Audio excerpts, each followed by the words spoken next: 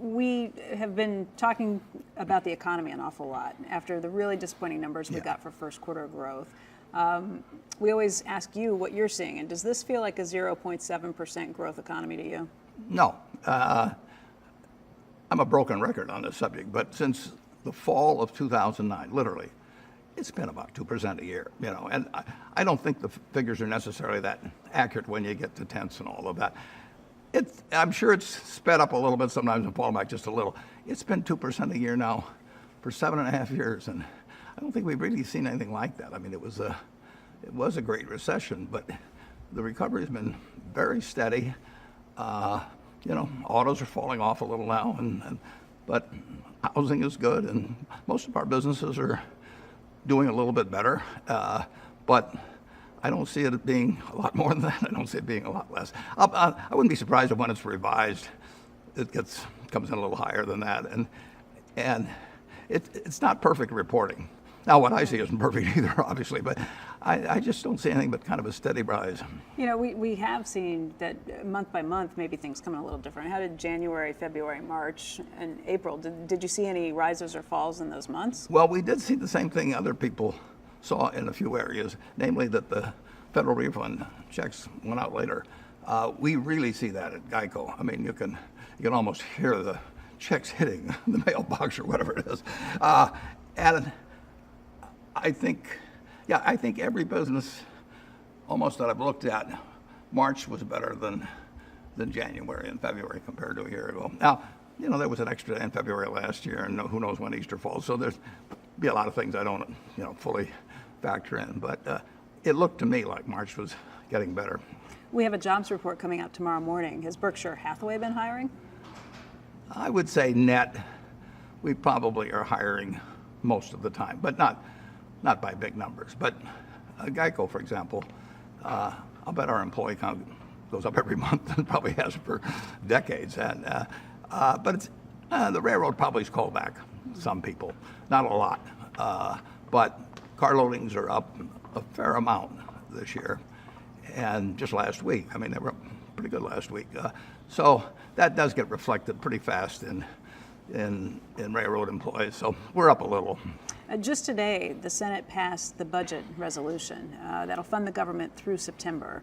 And at least it shows you that some things are moving in Washington. What do you think about it? Well, they not only did that, but the House passed a new health care bill. So, yeah, I would say this: if they hadn't passed a budget, that would be news. But that whole thing it's archaic. I mean, they ought to figure out a better system, both in terms of the debt limit and going through these theatrics.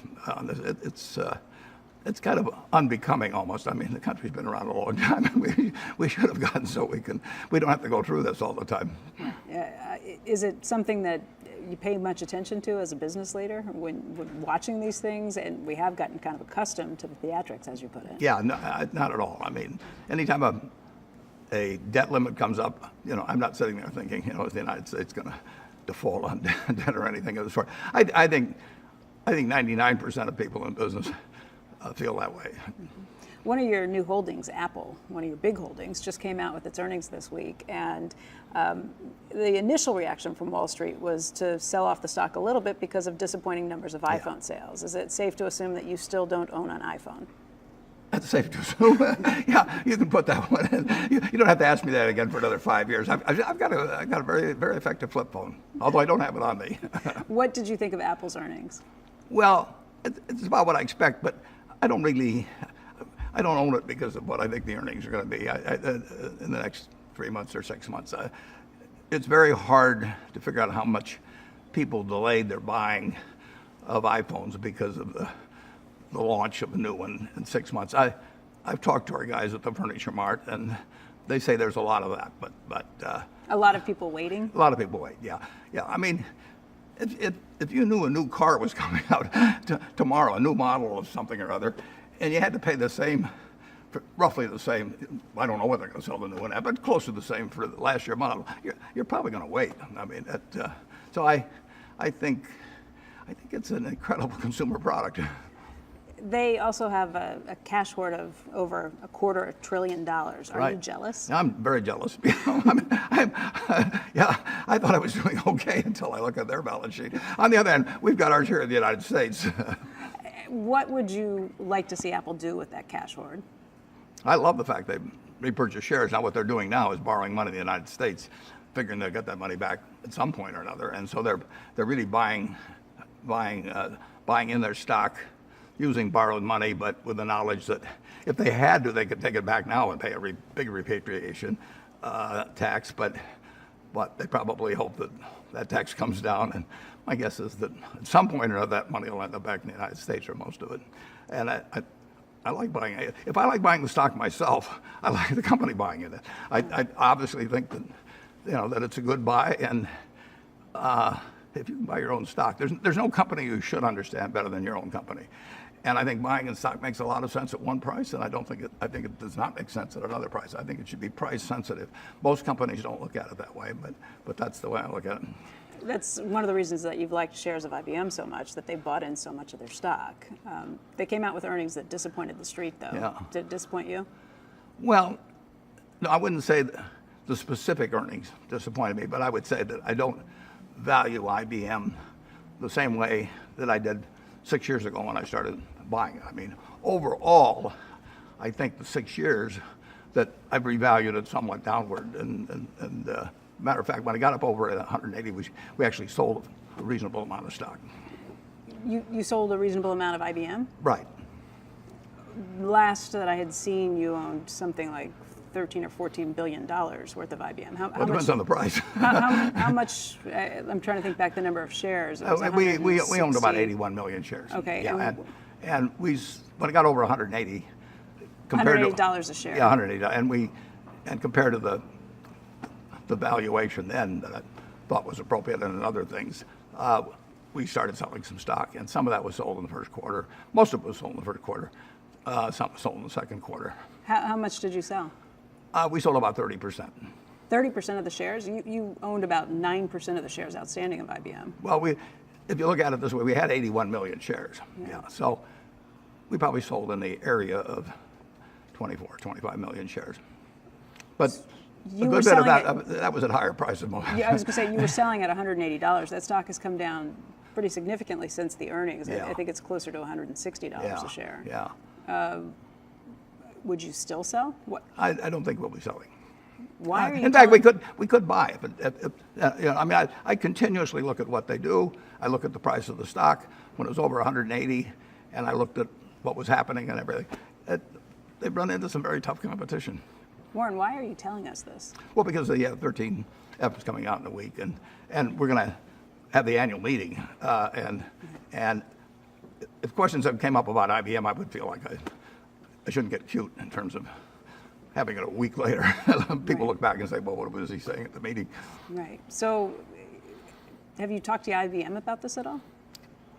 Ginny Rometty was out a few weeks ago, and actually they had some stock watch. I don't know whether your viewers are probably familiar with it, but there are some stock watch firms. I don't even know their names.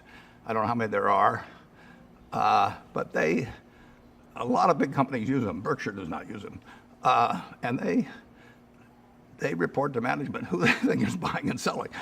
In fact, I don't think I've ever even read a story on them or anything. I think it'd be very interesting just to know who they are, how much they charge, how they get their information, because we've had that happen 4 or 5 times that a management will say they kind of wonder, they're sort of hearing or something of the sort that we might be buying or selling. And like I say, I don't know quite how they get the information, but Ginny Rometty asked you about that? Well, she wondered whether it was true because they'd gotten reports, or she'd gotten reports, and I said it was true. I didn't tell her how many shares or any of the rationale or the prices or anything like that. But she said that this whatever firm does that had I guess informed them that they thought we were selling, and I said, well, we were, or I had been, maybe.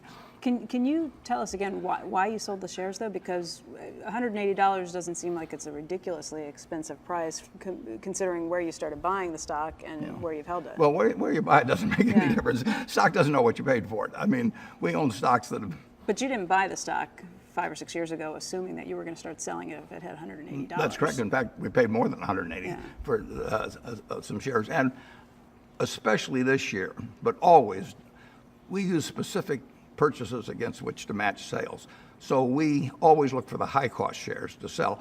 Now, that's accentuated this year because we're a 35% taxpayer on capital gains. And I don't think the rate's going to go up next year. It could conceivably go down. So $1 of losses is 65 cents to us this year. Well, I mean, we in effect get a 35% deduction. That doesn't mean I'm looking for them. But next year may be lower. So I am particularly interested this year in deferring gains, and maybe if I have something to sell that has a loss in it, I'll pick that. So we picked all the high-cost stock.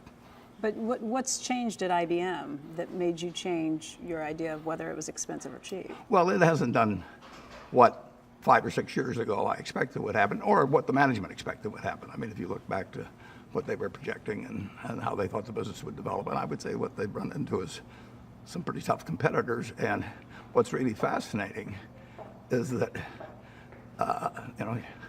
Amazon, which I've never seen a guy succeed in 2 businesses almost simultaneously that are really quite divergent in terms of customers and all the operations. You're talking about Amazon's shopping business and Amazon's web cloud services. Business, yeah. I mean, Jeff Bezos, I do think, is the most remarkable business person of our age. I've said that before to you. And to succeed in 2 different big businesses in a huge way is really, I can't think of another example like it. And he talked on Charlie Rose about 3 or 4 months ago, which was really good.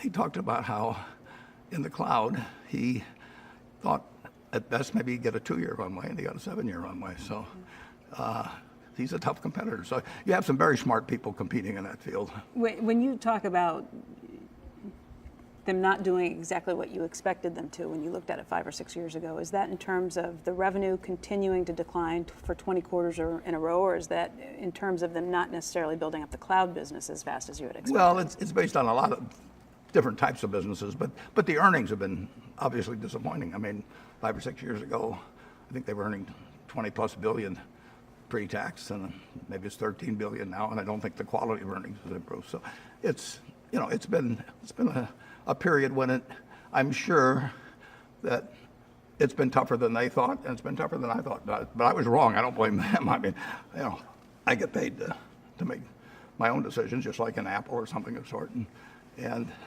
sometimes they're right, and sometimes they're wrong. I think IBM is a big, strong company, but they've got big, strong competitors too. Would you call your purchase of IBM a mistake? Well, it was a mistake in the sense I could have done a lot better if I just bought the S&P.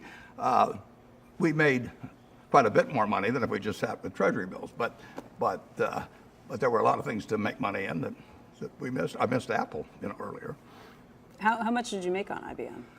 Well, we picked the high-cost stock to sell, so we really made the dividends basically, but they've been significant, and dividends are taxed less at Berkshire by a fair amount than capital gains. So $1 of dividends is worth more to us than $1 of capital gains, or that $1 of capital losses hurts us. You still own, I guess, north of 50 million shares of IBM if you sold a third of it. What do you plan on doing with that stock? Well, that just depends on both the company and the price and alternative opportunities. Now, alternative opportunities are not as big a deal when you're sitting with as much cash as we are, because we are somewhere in the area of 90 billion, counting Treasury bills, as cash and cash equivalents. So under other circumstances, alternative opportunities would make a difference. In 2008 and 2009, they made a big difference. So it really is a question of what we think is developing or likely to develop in the next few years, and what the price is, and to some extent whether there's other things that I may put a lot of money into that I like better. What I'd really like to do is buy a big business. I mean, that's what we're always looking for. So that would, I would sell a lot of stocks if necessary to buy a really big business that I liked. Just to qualify, though, you're not actively selling shares of IBM right now. That's right. Okay. Do you have anything in mind? You keep talking about buying a big business. Anything you're looking at you like right now? No, tell me one. I need one. I hate cash. I mean, we are investing. Just say it's 90 billion or something like that, and say it's not all in Treasury bills, but a lot is. We are paying roughly 100 times earnings for an investment. I mean, you get 1% here. We're paying 100 times earnings for something whose earnings aren't going up. Now, that is a terrible, terrible investment, but it's a holding, position until you find something else. But the very fact that interest rates are that low makes it hard for us to buy other things, because other people buy things with a lot of borrowed money, and borrowed money is so cheap. So if we're competing with equity money against slim equity plus a lot of debt, we're at a disadvantage. Well, Warren, I want to thank you for your time. I know you're on your way out the door, but we appreciate your talking to us Okay, today. I'm going down to see our managers, and they're the real heroes at Berkshire. Thanks. You have plans with them for the? Oh, well, yeah, we're going to have dinner, and then Carol Loomis is going to interview me and Charlie in front of all the managers, and probably take questions from the managers. And I always enjoy that. I love our managers. That's great. Thank you very much for your time, and we'll see more of you this weekend, too. Okay, that's for sure. Thanks, Warren. Okay, great. Appreciate it. Okay.